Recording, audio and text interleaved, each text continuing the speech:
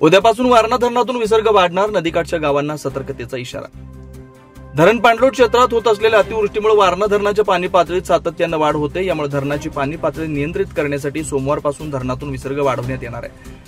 सध्या वारणा धरणाच्या वक्र दरवाजातून प्रतिसेकंद 2870 क्युसेक विसर्ग सुरू आहे। धरण पाणी पातळीत वाढ होत असल्याने जलाशय परिचलन सूचीप्रमाणे पाणी पातळी नियंत्रित करण्यासाठी सोमवार दिनांक 7 जुलै सकाळी 11 वाजल्यापासून विसर्ग वाढवून तो 8730 क्युसेक करण्यात येणार आहे। तसेच यापूर्वीच विद्युत गृहातून 1630 क्युसेक सुरू आहे।